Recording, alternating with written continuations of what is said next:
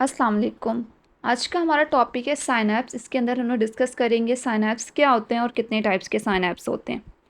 Synapse का मतलब होता है जंक्शन, ब्रिज। साइनैप्स एक जंक्शन, एक ऐसा एरिया, एक ऐसी जगह होती है जहाँ पर जो दो न्यूरॉन्स होते हैं वो एक दूसरे के कांटेक्ट में आते हैं, एक दूसरे के करीब आते हैं। उस एरिया को, उस जंक्शन को साइनैप्स कहते हैं। साइनैप्स में दो न्यूरॉन्स एक दूसरे के साथ कम्युनिकेट करते हैं and here transmission of nerve impulse occurs. Transmission of nerve impulse का क्या मतलब होता है? इसका मतलब होता है नर्व इम्पल्स का एक न्यूरॉन से दूसरे न्यूरॉन्स में ट्रांसफ़र होना या फिर एक न्यूरॉन से इफेक्टर सेल्स के अंदर ट्रांसफ़र होना। इसको बोला जाता है साइनैप्स। अब ये जो साइनैप्स है, साइनैप्स का ये जो जंक्शन होता है, ये दो न्यूरॉन्स के दरमियान में भी हो सकता है, यानी कि एक न्यूरॉन से दूसरे न्यूरॉन के दरमियान में भी जो कम्युनिकेशन हो रही होती है, वहाँ पर वो जो जंक्शन बन रहा होता है, ब्रिज बन रहा होता है, उसको बोला जाता है साइनैप्स। और जो साइनैप्स की फॉर्मेशन होती है वो न्यूरॉन और इफेक्टर सेल्स के दरमियान में भी होती है। इफेक्टर सेल्स में दो चीज़ें आती हैं, मसल्स और ग्लैंड्स आते हैं। अगर तो न्यूरॉन्स और मसल्स के दरमियान में साइनैप्स की फॉर्मेशन हो रही है तो इस टाइप की जो साइनैप्स होता है उसको बोला जाता है न्यूरोमस्कुलर जंक्शन। जब मसल्स को डिस्कस करते हैं तो वहाँ पर हम लोग ये टॉपिक पढ़ते हैं न्यूरोमस्कुलर जंक्शन। इसका क्या मतलब होता है? न्यूरॉन्स और मसल्स के दरमियान में कॉन्टैक्ट हो रहा है, जहाँ पर वो एरिया जहाँ पर न्यूरॉन्स और जो मसल्स हैं वो एक दूसरे के साथ कॉन्टैक्ट में आ रहे हैं, कम्युनिकेट कर रहे हैं, उस एरिया को, उस जंक्शन को कहा जाता है साइनैप्स। इसी तरह अगर साइनैप्स की फॉर्मेशन जो है वो न्यूरॉन और ग्लैंड सेल्स के दरमियान में हो रही है तो उसे बोला जाता है न्यूरोग्लैंडुलर साइनैप्स। अब यहाँ पर कुछ और टर्म्स को डिस्कस करते हैं।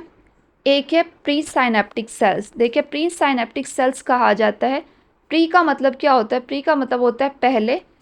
एक होता है प्री साइनेप्टिक सेल्स और दूसरा होता है पोस्ट साइनेप्टिक सेल्स। प्री का मतलब होता है पहले और पोस्ट का मतलब होता है बाद में। जैसे हम लोग कहते हैं ना प्री मेडिकल, एफएससी को कहा जाता है प्री मेडिकल। प्री मेडिकल का मतलब जो मेडिकल से पहले वाली क्लास होती है उसको बोला जाता है प्री मेडिकल। इसी तरह होता है पोस्ट ग्रेजुएशन, वो क्लासेस जो कि ग्रेजुएशन के बाद होती हैं उससे बोला जाता है पोस्ट ग्रेजुएशन। इसी तरह यहाँ पर presynaptic cells, presynaptic cells का मतलब है कि वो सेल जो साइनेप्स से पहले मौजूद है, और पोस्ट का मतलब होता है वो सेल्स जो साइनेप्स के बाद में मौजूद हैं। अब जो प्री साइनेप्टिक सेल्स होते हैं ये न्यूरॉन्स होते हैं। इनके अंदर वो न्यूरॉन्स होते हैं, प्री साइनेप्टिक सेल्स वो होते हैं जो कि नर्व इम्पल्स को ट्रांसफ़र करते हैं, जबकि पोस्ट साइनेप्टिक सेल्स वो होते हैं जो कि नर्व इम्पल्स को रिसीव करते हैं। पोस्ट साइनेप्टिक सेल्स के अंदर दूसरे न्यूरॉन्स भी आ सकते हैं, मसल्स भी आ सकते हैं और ग्लैंड्स भी आ सकते हैं। ये डिपेंड कर रहा होता है कि किस टाइप की और किन सेल्स के दरमियान में साइनेप्स की फॉर्मेशन हो रही है। याद रखिएगा यहाँ पर अगर तो मसल्स और ग्लैंड्स के दरमियान में साइनेप्स की फॉर्मेशन हो रही है तो वहाँ पर जो न्यूरॉन्स होते हैं वो हमेशा मोटर न्यूरॉन्स होते हैं, क्योंकि हम लोग इस टॉपिक को डिस्कस कर चुके हैं जहाँ पर हम लोगों ने अपने टाइप्स ऑफ न्यूरॉन्स को डिस्कस किया था कि जब जो मोटर न्यूरॉन्स होते हैं उनका जो वो होता है, कॉन्टैक्ट होता है, वो हमेशा इफेक्टर सेल्स के साथ होता है। तो इफेक्टर सेल्स में मसल्स और ग्लैंड्स आ रहे हैं। अगर तो मसल्स और ग्लैंड्स के दरमियान में कम्युनिकेशन हो रही है, साइनेप्स की फॉर्मेशन हो रही है न्यूरॉन्स के साथ, तो वो न्यूरॉन्स जो होते हैं वो हमेशा मोटर न्यूरॉन्स होते हैं। और जो कि दो न्यूरॉन्स के दरमियान में कम्युनिकेशन हो रही है तो रिसीव करने वाला, ट्रांसफ़र करने वाला जो होता है वो सेंसरी होता है, जबकि जो पोस्ट साइनेप्टिक सेल्स होते हैं वो मोटर न्यूरॉन्स भी हो सकते हैं और वो इंटर न्यूरॉन्स भी हो सकते हैं, वो किसी भी टाइप के हो सकते हैं। उसके अलावा आ जाता है एक और, ये जो दो न्यूरॉन्स के दरमियान में खाली जगह होती है या दो सेल्स के दरमियान में, न्यूरॉन्स और मसल्स या फिर न्यूरॉन और ग्लैंड सेल्स के दरमियान में ये जो खाली जगह होती है, इस खाली जगह को, इस गैप को कहा जाता है साइनेप्टिक क्लेफ्ट। टाइप्स की बात करें कि साइनेप्स की कितनी टाइप्स हैं, तो साइनेप्स को डिफरेंट ग्रुप्स के अंदर डिवाइड किया गया है on the basis of distance between presynaptic cells and postsynaptic cells. और जो दूसरी क्लासिफिकेशन की गई है वो की गई है न्यूरॉन्स के कौन से पार्ट्स जो हैं वो पार्टिसिपेट करते हैं साइनेप्स की फॉर्मेशन के अंदर। प्री साइनेप्टिक सेल्स और पोस्ट साइनेप्टिक सेल्स के दरमियान में जो डिस्टेंस होता है, इस बेस पर जो क्लासिफिकेशन की गई है, इसमें जो साइनेप्स को डिवीजन की गई है वो की गई है into electrical synapse and chemical synapse के अंदर। न्यूरॉन्स के कौन से पार्ट्स जो हैं वो पार्टिसिपेट करते हैं साइनेप्स की फॉर्मेशन के अंदर, तो इसके अंदर जो डिवीजन की गई है वो की गई है 4 ग्रुप्स के अंदर। सबसे पहले आ जाता है एक्सोडेंड्राइटिक। एक्सोडेंड्राइटिक ग्रुप में क्या होता है, एक न्यूरॉन का जो एक्सॉन है अगर वो दूसरे न्यूरॉन के डेंड्राइट के साथ साइनैप्स की फॉर्मेशन कर रहा है, उसके अंदर इन्वॉल्व है, तो इस टाइप की जो साइनैप्स होता है उसको बोला जाता है एक्सोडेंड्राइटिक साइनैप्स। दूसरा ग्रुप होता है एक्सोसोमैटिक। जब एक न्यूरॉन का जो एक्सॉन है वो दूसरे न्यूरॉन के सोमा के साथ, सोमा किसे बोला जाता है, सेल बॉडी को कहा जाता है। जब एक न्यूरॉन का एक्सॉन दूसरे न्यूरॉन के सोमैटिक सोमा के साथ, सेल बॉडी के साथ साइनैप्स की फॉर्मेशन करता है, तो उस टाइप की जो वो टाइप होती है साइनैप्स की, उसको बोला जाता है एक्सोसोमैटिक साइनैप्स। थर्ड टाइप होती है एक्सो एक्सॉनिक। इसमें क्या होता है, एक न्यूरॉन के एक्सॉन दूसरे न्यूरॉन के एक्सॉन के साथ ही साइनैप्स की फॉर्मेशन करता है। जो फोर्थ वाला ग्रुप है उसमें होता है, उसको कहा जाता है डेंड्रोडेंड्राइटिक। इसमें डेंड्रोडेंड्राइटिक इनका नाम ही बता रहा है, इसमें क्या होता है, पहला न्यूरॉन का डेंड्राइट्स दूसरे न्यूरॉन के डेंड्राइट्स के साथ क्या करे, साइनैप्स की फॉर्मेशन करे। अगर आप लोग यहाँ पर इनके नाम को देखें तो पहले और दूसरे नाम में ही उनकी जो है वो चीज़ें एक्सप्लेन है। जैसे एक्सोडेंड्राइटिक में पहला एक्सॉन है तो दूसरा क्या है, डेंड्राइट है, यानी कि एक न्यूरॉन का एक्सॉन दूसरे न्यूरॉन के डेंड्राइट्स के साथ। एक्सोसोमैटिक में क्या होता है, एक्सॉन और सोमा के दरमियान साइनैप्स की फॉर्मेशन हो रही है। एक्सो एक्सॉनिक में दोनों न्यूरॉन के एक्सॉन्स शामिल होंगे। डेंड्रोडेंड्राइटिक में क्या होता है, दोनों न्यूरॉन्स के क्या होंगे, डेंड्राइट्स के दरमियान में साइनैप्स की फॉर्मेशन होगी। प्री साइनेप्टिक सेल्स और पोस्ट साइनेप्टिक सेल्स के दरमियान में जो डिस्टेंस होता है उसकी बेस पर साइनैप्स को टू ग्रुप्स के अंदर डिवाइड किया गया। एक होता है इलेक्ट्रिकल साइनैप्स और दूसरा होता है केमिकल साइनैप्स। इलेक्ट्रिकल साइनैप्स तब होगा जब प्री साइनेप्टिक सेल्स और पोस्ट साइनेप्टिक सेल्स के दरमियान में जो डिस्टेंस होगा वो 0.2 नैनोमीटर होगा। देखिए, this is a presynaptic cells and this is postsynaptic cells. इनके दरमियान में जो डिस्टेंस है वो बहुत ही ज़्यादा कम, कितना है, 0.2 नैनोमीटर। अगर 0.2 नैनोमीटर होगा तो तब क्या होगा, तब इलेक्ट्रिकल साइनैप्स होगी। और अगर जो डिस्टेंस है वो बहुत ज़्यादा होगा तब क्या होगा, तब केमिकल साइनैप्स होगी। यानी कि अगर 20 नैनोमीटर से ज़्यादा का डिस्टेंस हो है प्री साइनेप्टिक सेल्स और पोस्ट साइनेप्टिक सेल्स के दरमियान में, तब क्या होगा, तब होगा केमिकल साइनैप्स। अब ये जो इलेक्ट्रिकल साइनैप्स होती है, इलेक्ट्रिकल साइनैप्स जो होती है वो बहुत ज़्यादा फास्ट होती है। फास्ट क्यों होती है, देखिए, एक तो प्री साइनेप्टिक सेल्स और पोस्ट साइनेप्टिक सेल्स के दरमियान में जो डिस्टेंस है वो बहुत ज़्यादा कम है। चीज़ें क्या है, सेल्स क्या है, वो आपस में बहुत ज़्यादा करीब करीब है। इस और उनके दरमियान में जो जब वो बहुत ज़्यादा करीब हैं तो किसी टाइप की भी किसी भी केमिकल्स की ज़रूरत नहीं है। इलेक्ट्रिकल जो है वो ऊपर वाले सेल से यानी कि प्री साइनेप्टिक सेल से आ रही है और वो क्या कर रही है, वो गैप जंक्शन के थ्रू में पोस्ट साइनेप्टिक सेल्स से फ़ौरन से पहुंच रही है। कोई यहाँ पर केमिकल्स की रिलीज़ की ज़रूरत नहीं। जबकि हम लोग केमिकल साइनैप्स की बात करें तो केमिकल साइनैप्स में क्या होता है, डिस्टेंस बहुत ज़्यादा होता है, तो प्री साइनेप्टिक सेल्स के अंदर जो नर्व इम्पल्स आ रही होते हैं, जो एक्शन पोटेंशियल जनरेट हुआ होता है, वो जब एक्सॉन टर्मिनल तक पहुंचते हैं तो एक्सॉन टर्मिनल के अंदर क्या होता है, साइनेप्टिक वेसिकल्स प्रेजेंट होते हैं। इन साइनेप्टिक वेसिकल्स के अंदर खास तरह के केमिकल्स प्रेजेंट होते हैं जिन्हें बोला जाता है न्यूरोट्रांसमीटर।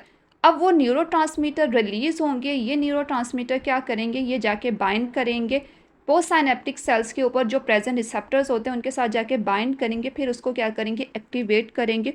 और इस तरह से जो दूसरा पोस्ट साइनेप्टिक न्यूरॉन होता है उसके अंदर एक्शन पोटेंशियल जनरेट होता है। तो इन सब चीज़ों में क्या होता है, इन सब चीज़ों में टाइम लगता है। तो इसी वजह से कहा जाता है कि इलेक्ट्रिकल साइनैप्स जो है वो बहुत ज़्यादा फास्ट होती है, जबकि केमिकल साइनैप्स जो होती है वो बहुत ज़्यादा स्लो होती है, क्योंकि केमिकल्स का रिलीज़ होना, फिर दूसरे के पास जाना, उसको एक्टिवेट करना, इन सब चीज़ों में it's a time taking thing, इसलिए ये बहुत ज़्यादा स्लो होती है। अगर हम लोग बात करें इलेक्ट्रिकल साइनैप्स की तो ये बहुत ज़्यादा रेयर होती है, बॉडी के अंदर बहुत ज़्यादा कम प्रेजेंट होती है, जबकि सबसे ज़्यादा कॉमनली जो देखी जा रही होती हैं वो होती हैं केमिकल साइनैप्स। और आगे हम लोग केमिकल साइनैप्स को ही डिटेल में डिस्कस करेंगे, इसके पूरे मैकेनिज़्म को हम लोग डिस्कस करेंगे। अब डिस्कस करते हैं कितने टाइप्स के आयंस चैनल जो होते हैं वो साइनैप्स की फॉर्मेशन के अंदर पार्टिसिपेट करते हैं। सबसे पहले है voltage gated calcium channel. Voltage gated calcium channel, ये चैनल जो होते हैं वो ये बिल्कुल वैसे ही होते हैं जैसे वोल्टेज गेटेड सोडियम चैनल और पोटेशियम होते हैं। यानी कि खास तरह का वोल्टेज आएगा तो ये कैल्शियम चैनल के जो गेट होते हैं वो ओपन हो जाते हैं। लेकिन कैल्शियम चैनल और सोडियम और पोटेशियम वोल्टेज गेटेड चैनल के अंदर डिफरेंस क्या है? डिफरेंस ये होता है इनकी लोकेशन का। ये जो कैल्शियम चैनल्स होते हैं ये प्रेजेंट होते हैं साइनेप्टिक नोब के अंदर। साइनेप्टिक नोब क्या होता है? अगर आप लोगों ने न्यूरॉन स्ट्रक्चर को बहुत अच्छे से समझा होगा तो आपको डेफिनेटली पता होगा साइनेप्टिक नोब क्या होते हैं। ये जो होते हैं ये कहाँ प्रेजेंट होते हैं? ये साइनेप्टिक नोब के अंदर कैल्शियम चैनल प्रेजेंट होते हैं। जब एक खास तरह का वोल्टेज जो होता है वो आता है तो ये कैल्शियम चैनल के जो गेट होते हैं वो ओपन हो जाते हैं और इससे जो वो एक्शन पोटेंशियल जो होता है वो नर्व इम्पल्स जो होते हैं वो आगे ट्रांसफ़र हो जाते हैं और ये बहुत ज़्यादा मेजर रोल प्ले कर रहे होते हैं कहाँ पर? साइनेप्स की फॉर्मेशन के अंदर। सेकेंड चैनल जो साइनेप्स के अंदर रोल प्ले करता है वो होता है लिगेंड गेटेड चैनल। ये भी गेटेड चैनल है, यानी कि खास तरह का लिगेंड इन्हें मिलेगा तो इस चैनल्स के जो गेट हैं वो ओपन हो जाएंगे, लेकिन ये प्रेजेंट कहाँ होते हैं? ये होते हैं डेंड्राइट्स के अंदर। अब ये जो लिगेंड गेटेड चैनल्स होते हैं इनकी जो ओपनिंग और क्लोजिंग होती है वो होती है in response to specific chemical stimulus. ये जो केमिकल्स होते हैं इन्हें लिगैंड कहा जाता है। जब ये खास तरह के लिगैंड्स होते हैं यानी कि केमिकल्स जो होते हैं वो गेट के साथ आके बाइंड करते हैं तब क्या हो जाएंगे? ये ओपन हो जाएंगे या फिर ये क्लोज हो जाएंगे। अब बहुत सारे लिगैंड्स केमिकल्स जो होते हैं वो एज आ लिगैंड वर्क कर रहे होते हैं। उनमें से न्यूरोट्रांसमीटर भी हो सकते हैं, यानी कि न्यूरोट्रांसमीटर भी हो सकते हैं जिनकी वजह से ये लिगैंड गेटेड चैनल ओपन हो सकते हैं। उसके अलावा कोई हार्मोन भी हो सकता है या फिर एक पर्टिकुलर आइंस भी हो सकते हैं जो कि इन गेटेड चैनल्स को क्या करते हैं? क्लोज करते हैं या फिर ओपन करते हैं। यहाँ पर डायग्राम के अंदर देखें, ये इस टाइम पर क्या है? ये चैनल्स जो हैं वो क्लोज हैं। क्यों क्लोज हैं? क्योंकि इन चैनल्स के ऊपर एक खास तरह की स्ट्रक्चर प्रेजेंट होता है। जब इन स्ट्रक्चर के साथ आके कोई स्पेसिफिक टाइप का जो लिगैंड है वो लिगैंड जो वो न्यूरोट्रांसमीटर भी हो सकता है, कोई आयंस भी हो सकता है, हार्मोन्स भी होते हैं। जब वो इनके साथ आके बाइंड करेंगे तभी ये क्या होगा? ये ओपन होंगे। यहाँ पर देखें, ये इसमें एसिटाइल कोलिन जो है वो एक न्यूरोट्रांसमीटर है, वो जैसे ही उसने आके बाइंड किया तो उसके रिजल्ट में क्या हो गया? लिगैंड गेटेड चैनल जो हो गए वो ओपन हो गए हैं और वहाँ से अपना काम करना स्टार्ट कर दिया। थर्ड टाइप के जो चैनल्स होते हैं जो साइनेप्स की फॉर्मेशन के अंदर इन्वॉल्व होते हैं वो होते हैं मैकेनिकल गेटेड चैनल। ये भी गेटेड चैनल्स हैं, तभी ओपन होंगे जब इन्हें ख़ास तरह का मैकेनिकल रिस्पॉन्स मिलेगा। लेकिन ये प्रेजेंट कहाँ होते हैं? ये प्रेजेंट होते हैं डेंड्राइट्स के अंदर। ये चैनल तब ओपन होंगे या फिर क्लोज होंगे जब इन्हें स्पेशल टाइप का स्टिमुलस रिसीव होता है, यानी कि कुछ स्पेशल टाइप का स्टिमुलस मैकेनिकल स्टिमुलस रिसीव होता है। वो मैकेनिकल स्टिमुलस वाइब्रेशन भी हो सकती है, टच भी हो सकता है, किसी टाइप का प्रेशर या फिर टिश्यू स्ट्रेचिंग भी हो सकती है। उसके रिजल्ट में ये क्या होते हैं? ये ओपन होते हैं। यहाँ पर क्लोज हैं, किसी टाइप का कोई स्टिमुलस रिसीव नहीं हुआ। जैसे ही मैकेनिकल स्टिमुलस जो है वो रिसीव हो गया तो ये चैनल्स क्या हो गए? ये ओपन हो गया और यहाँ से अंदर आयंस की एंट्री स्टार्ट हो गई है। अब ओवरऑल मैकेनिज्म को डिस्कस करते हैं कि एक्चुअल में साइनेप्स जो होती है वो किस तरह से, उसका क्या मैकेनिज्म होता है, किस तरह से वर्किंग हो रही होती है।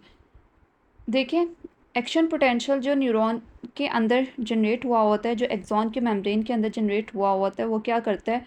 वो एक्सॉन से होते हुए कहाँ तक पहुँचेगा? वो एंड तक पहुँचेगा, यानी कि साइनेप्टिक नोब तक पहुँचेगा। अब ये जो साइनेप्टिक नोब होते हैं इन साइनेप्टिक नोब के अंदर प्रेजेंट होते हैं कैल्शियम गेटेड चैनल। ये जो कैल्शियम गेटेड चैनल होते हैं ये क्या करते हैं? ये बंद रहते हैं। लेकिन जैसे ही पीछे वाला जो एक्शन पोटेंशियल जनरेट हुआ होता है उसके एक्सॉन के अंदर, एक्सॉन की मेम्ब्रेन के अंदर, वो जैसे ही साइनेप्टिक नोब तक पहुंचता है तो उससे क्या होता है कि ये जो वोल्टेज गेटेड कैल्शियम चैनल होते हैं, ये वोल्टेज गेटेड कैल्शियम चैनल जो होते हैं वो ओपन हो जाते हैं और कैल्शियम जो होते हैं वो बहुत तेज़ी से क्या करते हैं? सैलाब की तरह अंदर आना स्टार्ट हो जाते हैं। अब जैसे कैल्शियम गेटेड चैनल के ओपन होने से कैल्शियम जो है वो अंदर आ रहे हैं तो यहाँ पर साइनेप्टिक नोब के अंदर बहुत ज़्यादा अमाउंट में कैल्शियम जो होते हैं वो जमा होने लग जाते हैं। अब ये कैल्शियम आने की वजह से क्या होते हैं? ये जो साइनेप्टिक वेसिकल्स होते हैं इन साइनेप्टिक वेसिकल के अंदर जो केमिकल प्रेजेंट होता है उन केमिकल्स को बोला जाता है न्यूरोट्रांसमीटर। अब कैल्शियम की वजह से ये जो साइनेप्टिक वेसिकल होते हैं ये बहुत ज़्यादा एक्साइट हो जाते हैं और ये एक्साइट होने के साथ साथ क्या करते हैं? ये अपने अंदर का जो न्यूरोट्रांसमीटर होता है उसको रिलीज़ कर देते हैं और ये जो न्यूरोट्रांसमीटर होते हैं वो क्या करते हैं? वो आ जाते हैं साइनेप्टिक क्लेफ्ट के अंदर। साइनेप्टिक क्लेफ्ट क्या होता है? दो न्यूरॉन्स के दरमियान का जो खाली जगह होती है, ये वाली खाली जगह जो है इसे बोला जाता है साइनेप्टिक क्लेफ्ट। जैसे न्यूरोट्रांसमीटर जो होते हैं वो साइनेप्टिक क्लेफ्ट के अंदर आ जाते हैं तो वो क्या करते हैं?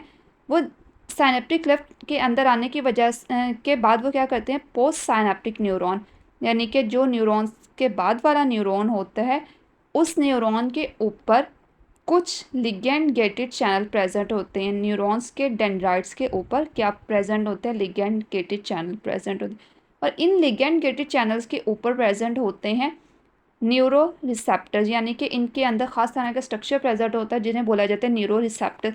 अब ये जो न्यूरो रिसेप्टर्स होते हैं, इन न्यूरो रिसेप्टर के साथ आगे क्या करते हैं, न्यूरो ट्रांसमीटर बाइंड करते हैं। जैसे न्यूरो ट्रांसमीटर बाइंड करते हैं तो लिगेंड गेटेड चैनल जो होते हैं वो क्या करते हैं, वो ओपन हो जाते हैं। लिगेंड गेटेड चैनल के ओपन होने के साथ ही जो सोडियम होता है, सोडियम का इन्फ्लक्स स्टार्ट हो जाता है, यानी कि सोडियम जो होते हैं बहुत तेज़ी से अंदर आने लग जाते हैं। अब जब सोडियम जो होते हैं वो बहुत ज़्यादा तेज़ी से अंदर आ रहे होते हैं तो क्या होगी, यहाँ पर एक्शन पोटेंशियल जनरेट हो जाएगा, यानी कि पोस्ट साइनेप्टिक मेम्ब्रेन के अंदर पोस्ट साइनेप्टिक न्यूरॉन के अंदर एक्शन जनरेट होता है, उसको बोलते हैं पोस्ट साइनेप्टिक पोटेंशियल। और इस तरह से जो नर्व इम्पल्स होती हैं वो एक न्यूरॉन से क्या करती हैं, दूसरे न्यूरॉन में ट्रैवल करती है।